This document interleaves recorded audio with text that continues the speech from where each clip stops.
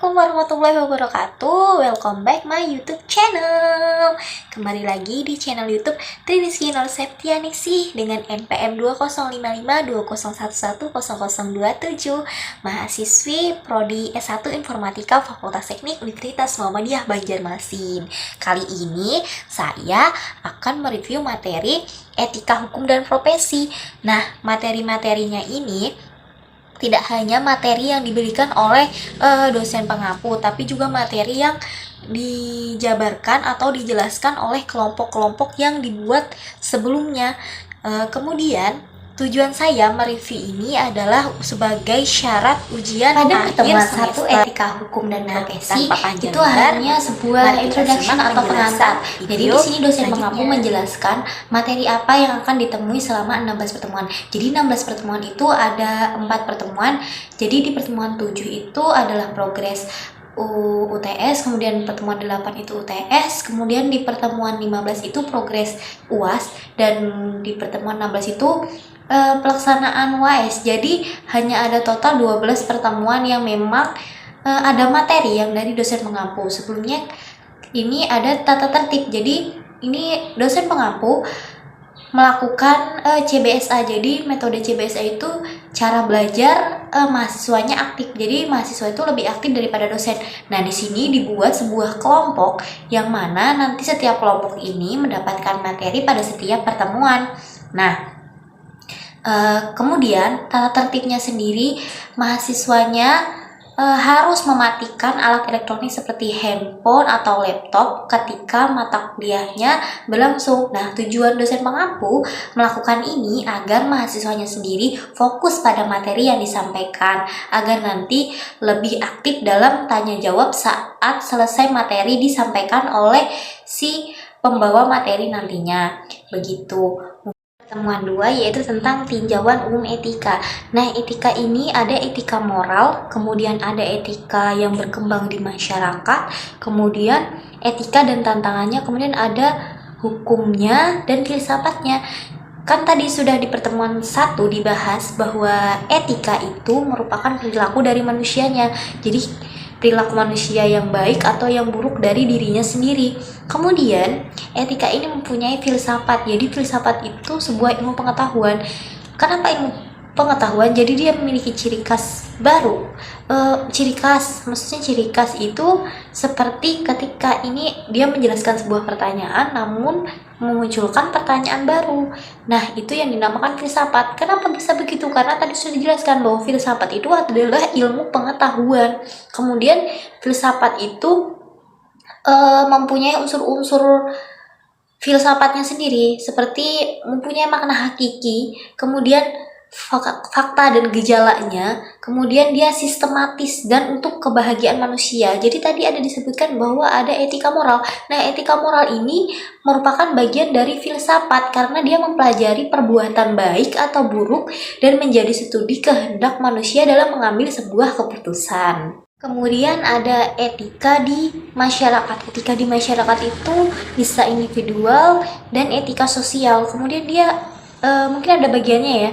Ada etika berkeluarga, etika politik, etika di lingkungan hidup, bagaimana cara dia berkomunikasi antar orang gitu.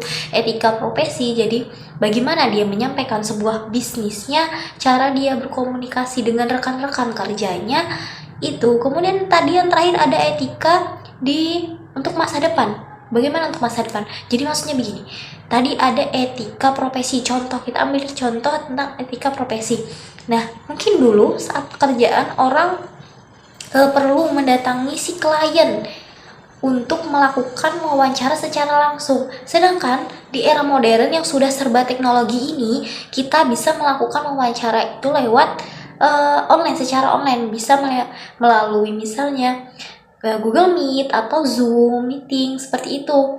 Jadi tidak perlu lagi bertemu secara tatap muka, terkecuali memang itu bersifat mungkin harus dilakukan secara tatap muka.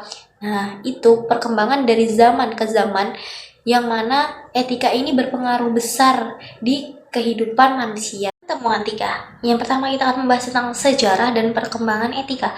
Etika sendiri, etika komputer merupakan dampak sosial teknologi komputer yang berkaitan dengan kebijakan penggunaan teknologi. Sedangkan etika informasi itu dia mengetahui isu-isu yang timbul akibat perkembangan teknologi informasi.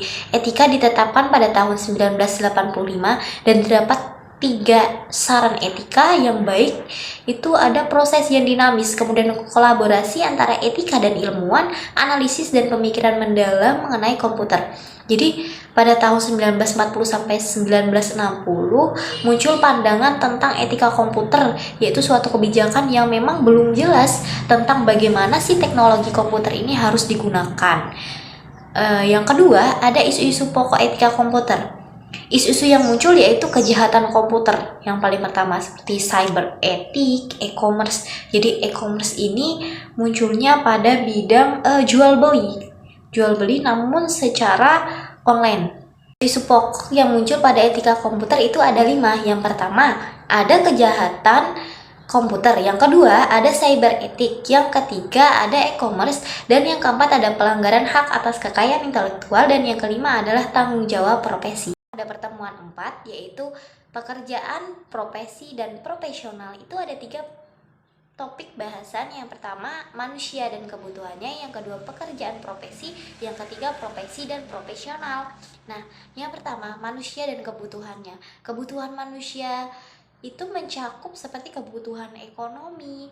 Kebutuhan ekonomi itu mencakup apa? Seperti sandang pangan dia, kebutuhan psikis, kebutuhan rohani, kebutuhan biologis, kebutuhan pekerjaan untuk menghidupi dirinya maupun keluarganya. Pekerjaan profesi, jadi pekerjaan ini untuk memenuhi kebutuhan hidupnya.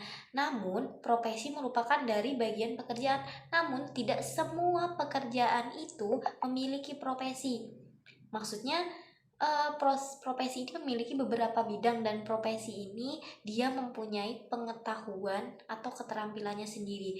Nah, profesi ini adalah pekerjaan yang mengandalkan keterampilan menjadi sumber nafkah dari si profesi tersebut, dan dia mengembangkan atau memperbarui si keterampilan dari diri si profesi tersebut. Temuan 5 tentang profesi di bidang teknologi informasi. Nah, sebelum masuk dalam situ, kita harus tahu dulu, mungkin kita akan mengenal sedikit ya tentang siapa sistem analis dan bertugas seperti apa sistem analis. Sistem analis itu bertugas menganalisa sistem. Kemudian ada programmer, biasanya dia merancang sebuah sistem dari hasil analisis.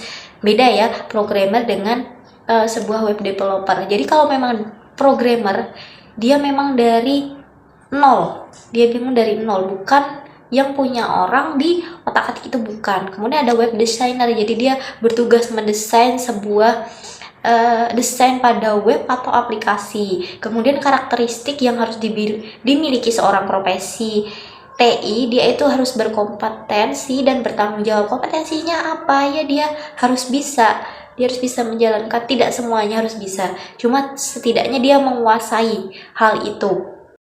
Gambaran umum di bidang TI itu ada 4 kelompok. Dia mempunyai dunia perangkat lunak, kemudian merancang sebuah sistem operasi dan memiliki sebuah database, baru menjadi sebuah aplikasi.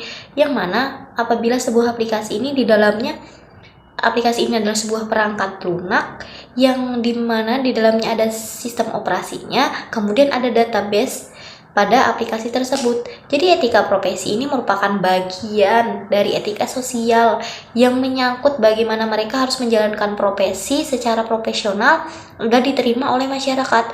Mungkin di pertemuan 2 ada menyangkut tentang etika sosial, bagaimana dia harus bisa mengkomunikasikannya kepada masyarakat.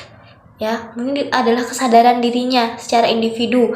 Pentingnya pengendalian terhadap penggunaan teknologi informasi dan komunikasi yang sesungguhnya sangat bermanfaat bila dimanfaatkan dengan tepat. Temuan 6 yaitu tentang ancaman dan kasus kejahatan elektronik.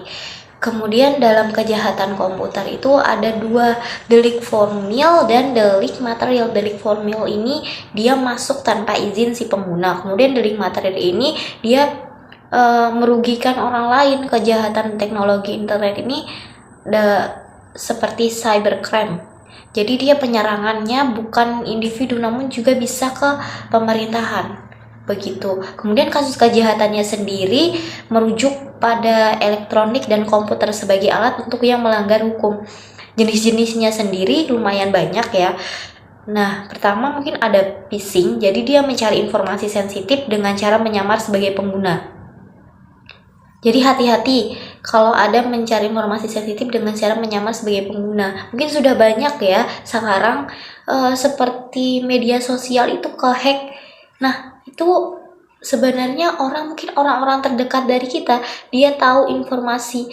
Biasanya mungkin dia mengamati keseharian si orang tersebut agar dia bagaimana nih cara saya agar bisa mendapatkan si ininya dia nih, misal begitu ada malware, kemudian serangan DOS, kemudian pencurian identitas yaitu tadi dia bisa menjadi, misal saya si A, kemudian saya punya teman si B, kemudian saya mau ngambil data si B tersebut, saya mungkin harus mencari tahu dulu si B ini bagaimana ya orangnya. Jadi kemudian yang terakhir ada penyusupan jaringan. Nah, cyber ini kejahatan ilegal yang ada di dunia maya yang memiliki karakteristik ruang lingkupnya besar dan itu tidak terbatas ya, dan itu ilegal. Dia modus kejahatan yang merugikan dan muncul karena adanya cybercrime. Pelaku kejahatannya sudah pasti dia menguasai internet karena dia di dunia maya. Pertemuan 7. Jadi pertemuan 7 ini merupakan yang sudah saya jelaskan pada pertemuan 1 introduction, bahwa pertemuan 7 ini adalah progres UTS-nya. Nah, progres UTS-nya sendiri mungkin dosen pengampu akan melihat sampai mana, bahwa tadi ada dibuat kelompok. Nah, setelah setiap kelompok harus membuat review pada materi yang dibuatnya atau sebuah makalah yang telah dibuat secara bersama-sama, dibuat sebuah video yang nantinya akan diupload melalui YouTube atau sosial media yang mereka punya. Nah, progresnya ini dosen pengampu akan melihat pengeditan videonya sudah sampai mana, pembuatan videonya sudah sampai mana. Nah, ketika mungkin videonya ada sedikit kekurangan, dosen pengampu akan memberikan saran bagaimana pengeditan yang baik mungkin. Nah, begitu. Masuk pada pertemuan 8, yaitu pelaksanaan ujian tengah semester. UTS-nya setiap kelompok tadi pada pertemuan 7 sudah saya jelaskan harus membuat video review dari makalah materi pertemuan yang didapatnya. Nah, kebetulan saya mendapat materi tentang pekerjaan profesi dan profesional pada pertemuan 4. Pertemuan 8 yaitu pelaksanaan UTS ujian tengah semester. Nah, tadi sudah dijelaskan pada pertemuan 7 bahwasannya setiap kelompok harus membuat review video tentang makalah materi pertemuan yang mereka dapatkan. Nah, itu link videonya diupload melalui YouTube atau media sosial. Namun di sini saya menguploadnya di YouTube. Kemudian link tersebut saya kirimkan melalui email dosen pengampu gitu. Nah, ini jangan melewati batas pengumpulan. Karena UTS dan UAS sendiri biasanya sudah disepakati di awal pertemuan.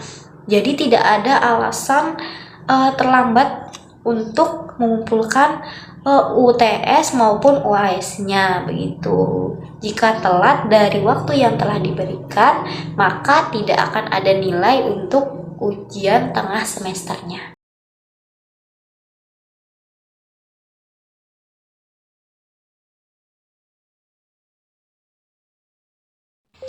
Masuk pada pertemuan 9 yaitu tentang organisasi kode etik profesi. Nah, tujuan utamanya sendiri profesi itu merupakan tanggung jawab pada profesionalisme yang tinggi. Jadi seorang profesionalisme ini lebih mengacu kepada sikap seseorang tersebut. Terdapat 4 kebutuhan dasar yang harus dipenuhi seorang profesi.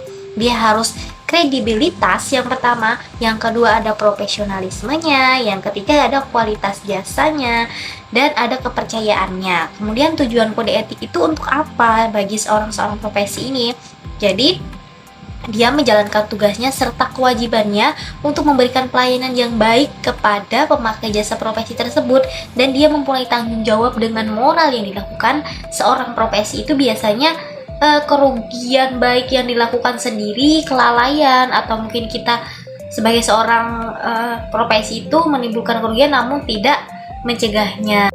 Jadi dengan adanya si kode etik tadi, si profesi ini dia menjunjung integritasnya, yaitu bertindak jujur dan menjauhi tindakan ilegal. Jadi tindakan ilegal itu maksudnya apa? Tindakan yang mungkin tidak seharusnya dilakukan. Kemudian dia harus menjunjung tinggi kepercayaan. Jangan menyepelekan si kliennya tersebut. Kepentingan klien, lebih mementingkan klien, terutama mungkin keadilan juga, dan terakhir kerahasiaan. Jadi data itu harus dijaga kerahasiaannya, tidak boleh sembarangan, karena itu data yang sangat rahasia. Ada sebuah organisasi profesi yang dibentuk dengan tujuan sebagai perlindungan anggota. Karena mungkin sebagai seorang ahli profesi ini, dalam bidang seperti ini, di bidang hukum mungkin banyak akan orang yang tidak suka, makanya harus ada pelindungan anggota, pengembangan profesional. Jadi pengembangan profesional itu seperti apa? Biasanya ada pelatihan-pelatihan yang dilakukan, kemudian ada standar profesional dan etika, jaringan kolaborasi, dan pengaturan profesi. Organisasi profesi di bidang teknologi informasi ada sejak 18 April tahun 1974 bernama IPKIN atau Ikatan Pengguna Komputer Indonesia, yang berganti menjadi IPKI, Ikatan Profesi Komputer dan Informatika Indonesia. Temuan 10 tentang tanda tangan elektronik dan digital. Jadi tanda tangan apa sih tanda tangan elektronik dan digital? Kita harus bisa membedakan antara tanda tangan elektronik dan digital. Biasanya tanda tangan elektronik itu segala bentuk apapun yang memang bentuknya masih dalam bentuk dokumen, file, dan lain sebagainya itu masuk kepada tanda tangan elektronik. Nah, biasanya fungsi keaslian file tersebut diakui undang-undang namun tidak dilindungi. Nah, itu adalah tanda tangan elektronik. Dia diakui oleh undang-undang namun tidak dilindungi dan masih gampang dipalsukan. Contohnya sendiri kalau elektronik signature ini biasanya itu tanda tangan yang mungkin di-scan lalu ditempel ke sebuah file. Nah, itu diakui tapi tidak dilindungi. Kemudian electronic signature ini biasanya menggunakan QR code seperti pada kartu keluarga biasanya. Nah, ketika kita scan dari QR code-nya itu misalnya menggunakan HP, maka akan muncul di situ data-datanya keluar, dan itu masih bisa dipalsukan, dan juga dengan nada centang, tulisan, serta suara biasanya. Sedangkan digital signature tidak bisa dipalsukan karena terenkripsi dan tidak bisa di-print.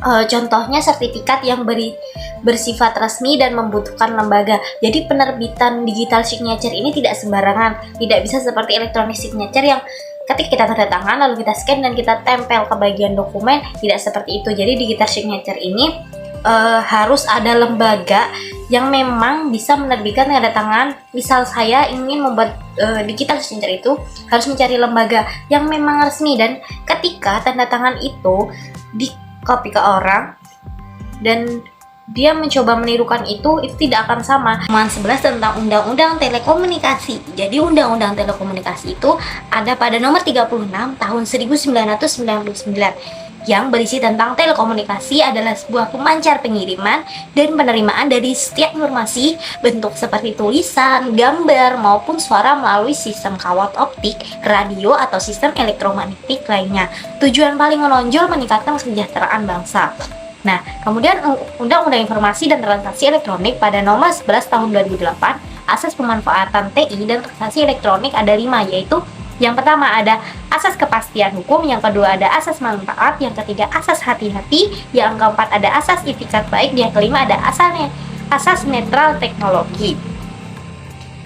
Informasi elektronik atau dokumen elektronik serta hasil cetak merupakan alat bukti hukum sah dan berlaku di Indonesia.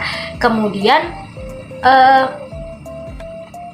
elektronik formasi dan dokumen elektronik dianggap memenuhi undang-undang ketentuan, dapat terjamin kebutuhannya, dan dapat dipertanggungjawabkan, dapat diakses, dapat ditampilkan sehingga menerangkan suatu keadaan. 12 yaitu tentang haki atau hak kekayaan intelektual. Jadi haki ini timbul dari pikiran manusia.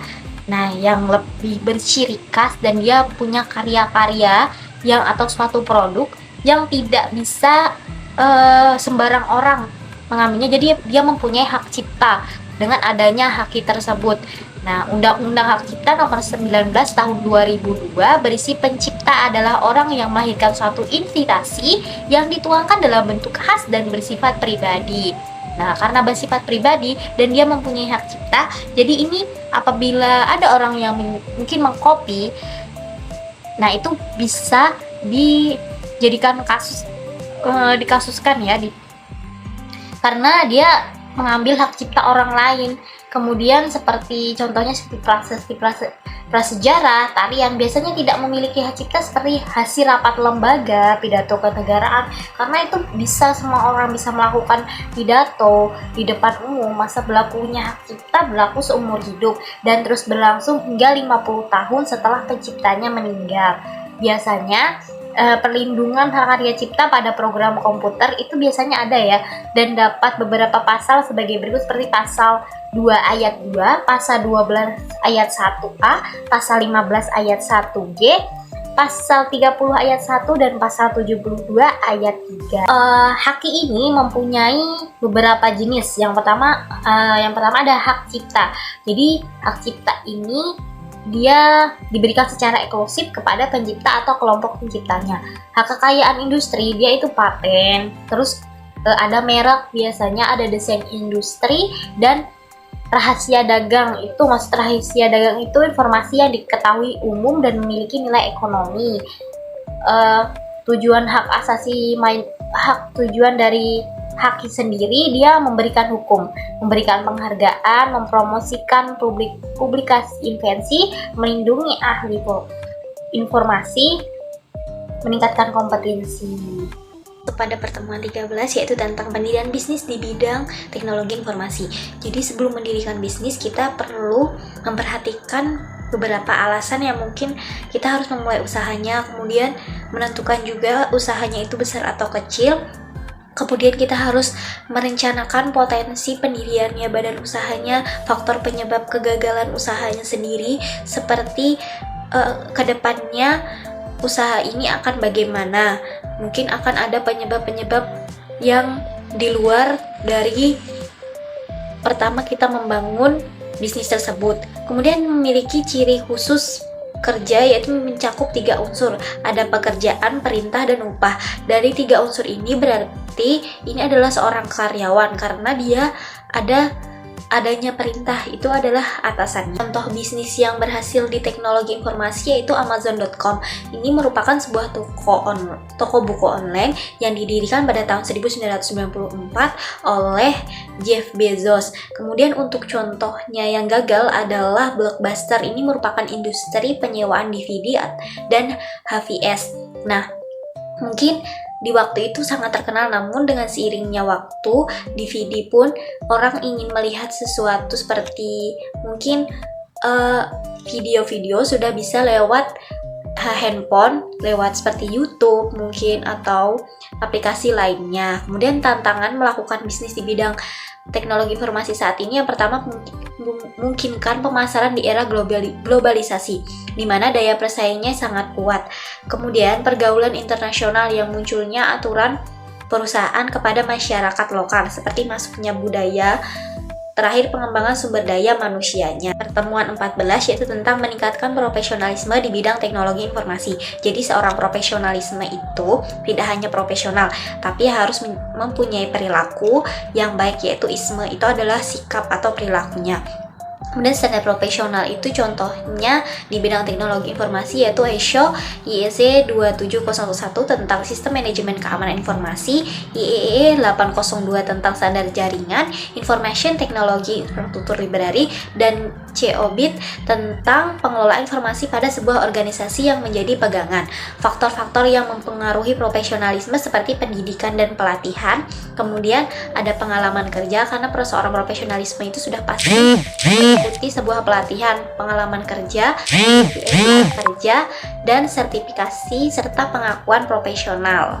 Pertemuan 15 yaitu tentang progres ujian akhir semester, di mana di sini dosen pengampu akan melihat progres pembuatan video, yang mana video ini merupakan review dari pertemuan 1 sampai dengan 16 yang sudah saya jabarkan di pertemuan pertama. Kemudian progres ini sudah 80%. Ya, nantinya apabila dalam video ini ada kekurangan, maka dosen pengampu akan memberikan saran untuk memperbaiki video yang dibuat oleh si mahasiswa. Kemudian pertemuan 16 adalah pelaksanaan ujian akhir semester.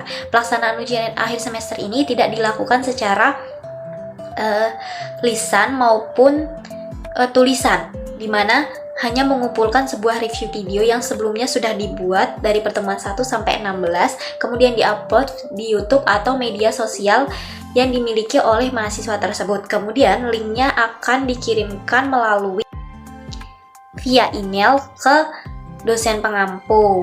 Sekian review materi pertemuan dari saya.